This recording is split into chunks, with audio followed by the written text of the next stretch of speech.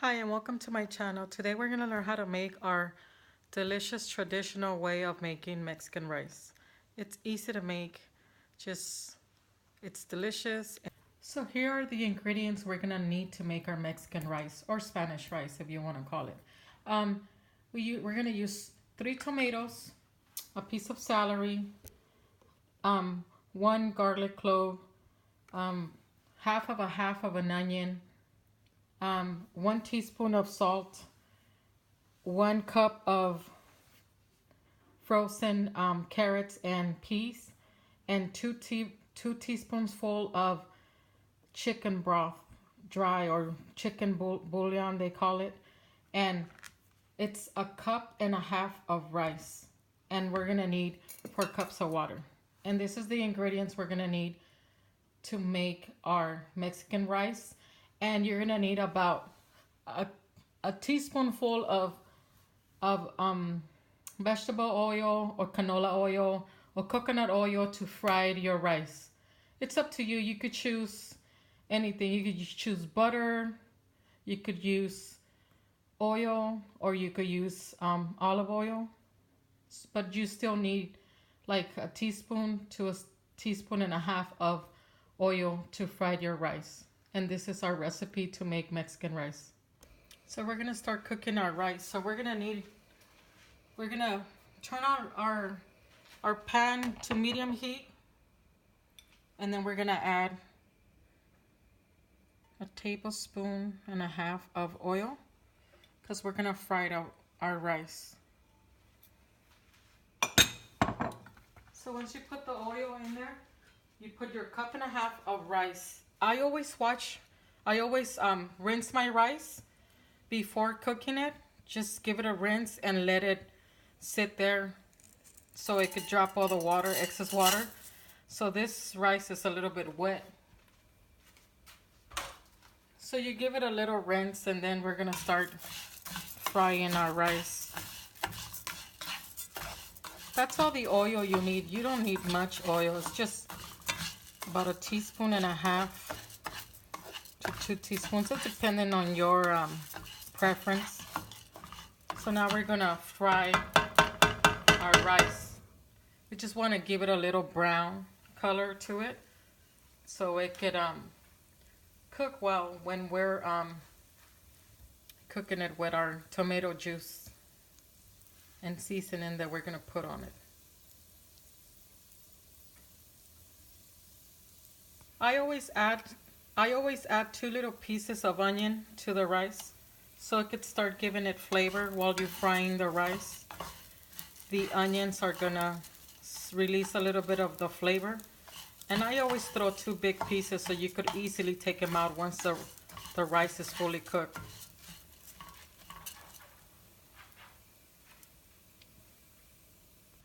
To make the tomato juice for our rice, we're gonna cut our 3 tomatoes into 4 pieces, put it in the blender. Then we're gonna add 1 piece of garlic and the 1/4 of a onion. And then we're gonna add our seasoning to it. So we're gonna add 1 teaspoon of salt and 2 teaspoonsful of the chicken broth powder. And then we're gonna add only 1 cup of water, and we're gonna blend it in the blender. And this is what's gonna be our rice liquid for the juice, the tomato juice. While you're cooking your rice, you just want to give it a little brown color to it. So you always have to constantly be keeping an eye on it and moving it around so it won't stick to the bottom of the pan. Or sometimes if you leave it in there too much on the bottom, some of it get really, it could burn, and it's going to be a different color all through your rice. So you always want to be keeping an eye on it and moving it around until you get that perfect brown color that you're looking for. Give it a little fry color to it. So now that we evenly fried our rice, it's time to add our tomato mixture we made for the rice. from the blender. We're gonna put it in there.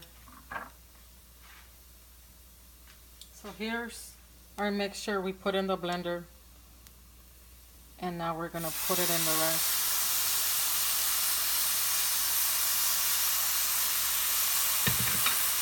And we're just gonna shake it to get all the tomato juice in the rice.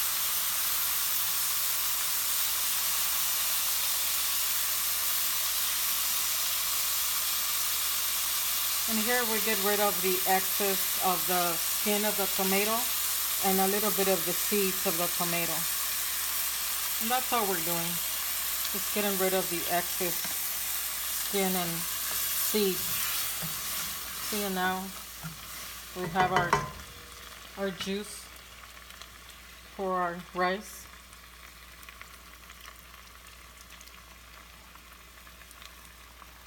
So it's about a cup of liquid, or a cup and a half of liquid. So once you're done adding all the tomato, you let it simmer a little bit. We cook it for about a minute in the tomato sauce so it could give it a little bit of flavor. I always add a piece of celery for flavor.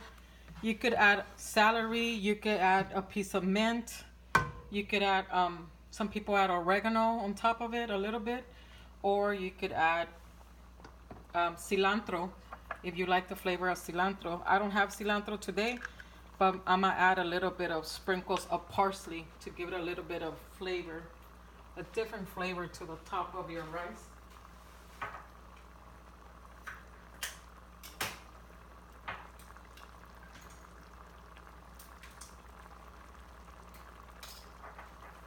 So I'm just gonna add a little pinch of parsley to give it a little different flavor. And once you let your tomato simmer for a little bit, I think it's ready to add the rest of the water. The rest of the water that's gonna cook your rice. So it's 3 cups of water that I add to it. So 3 cups of water went in there. And now we're gonna add 1 cup of frozen peas and carrots to our rice. And we're gonna let it cook. And now our heat was at medium high. So now we're gonna let it go down to less than medium.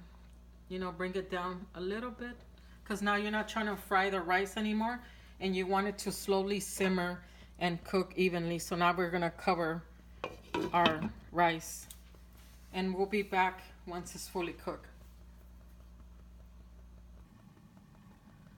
So our rice has been cooking for about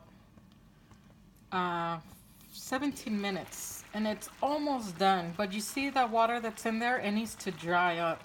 So it's been 17 minutes. I think it's gonna take another 3 minutes to fully cook. So we're almost done. You see that water on the rice? That needs to dry up. So we still need about 3 minutes, but I'm gonna cover it so it could finish cooking. And we're almost done with our delicious Mexican rice, or as some people call it, Spanish rice. So here's our rice, is fully cooked. I'm just gonna open it to show you. And I'm gonna turn it off and show you that it's fully cooked. So now you see it dried up. So the thing is, once you turn off your rice, you wanna take it out of the, you gotta take it away from the stove, because sometimes it still keeps on cooking because the stove is still hot, and sometimes it's gonna get stuck on the bottom. See, I open it up and there's no more liquid on the bottom, but it's fully cooked. So see, I'm gonna serve it, and this is our delicious rice. And see the celery, if you don't like the celery, you could always take it off, and I throw it away because my kids don't like it, or you could eat it if you want to. And same thing with this is a piece of onion that I added in the bottom when we were frying the rice. You just take off the 2 pieces of onions that you added in there. And those things were just added for flavor. If you like it, you could eat it. My kids don't like it, but I add things in there to give it flavor, like, and then take them off. So see, this is our fully cooked rice. See? That's another piece of onion. Take it out. And there you go. This is our Mexican rice. And we're gonna taste a little bit of it. Get some vegetables in there. And look how delicious it looks. Now I'm gonna try it.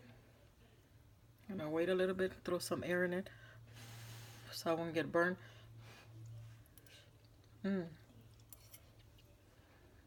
Delicious. Easy to make.